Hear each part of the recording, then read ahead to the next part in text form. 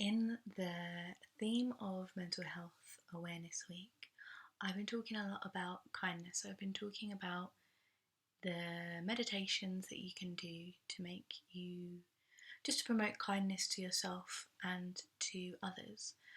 But in doing this, I also want to think about ways that you can implement kindness.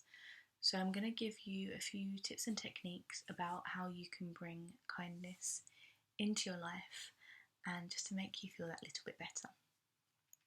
So one of the things is just investing in yourself.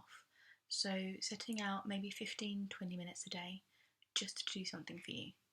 Whether that is reading, whether it's having a long bath, whether it's going out for a walk, whether it's looking at the stars, anything that uplifts you, anything that just makes you feel like when you would do something nice for a friend, just doing something nice for you. That's one of the things. Another thing is when you notice that inner critic in your mind. So the inner critic is that really negative voice that will berate you, put you down, tell you that you're not good enough.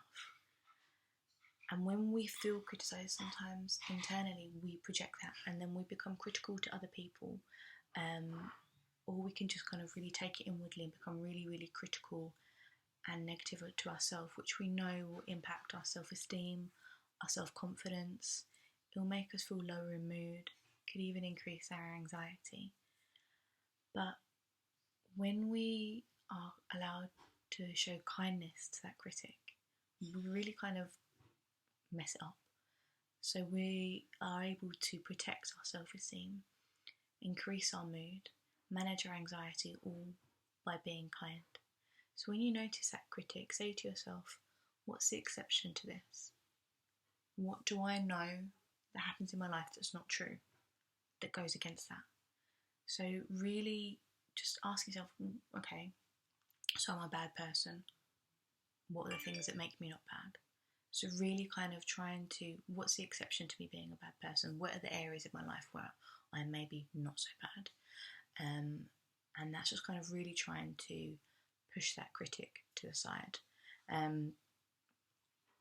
So for example, if you say to yourself, oh, you didn't really do really good at school, you didn't really good at work, I may not have done great in that, but what's the exception to that? So you see what I mean? So you are trying to find the exception to the rules at all times when that critic comes into your head. Along with taking time for yourself, taking time to de-stress.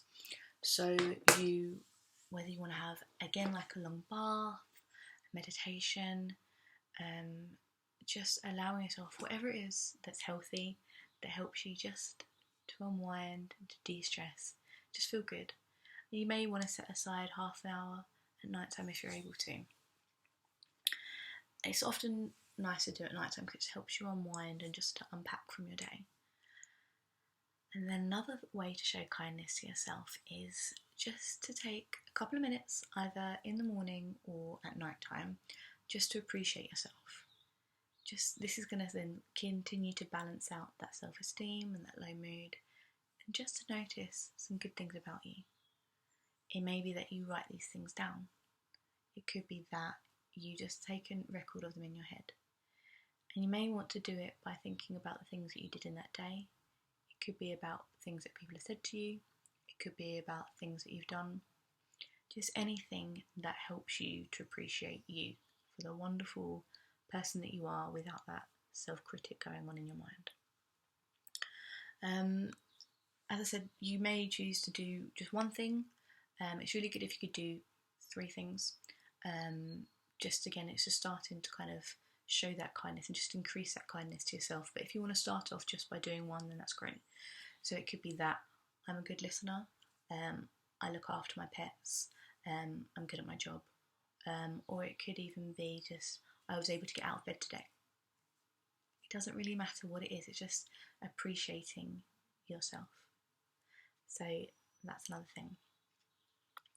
If you don't have that great of a day and it's kind of just a mediocre day or a not that great day, don't allow yourself to dwell in it. Focus on what you've got to look forward to.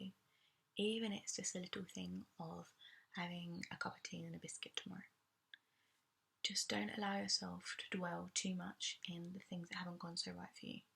Because when we start to dwell, then we start to kind of go into that spiral of everything's going to go wrong, I don't feel great, and then obviously you can see how that goes down.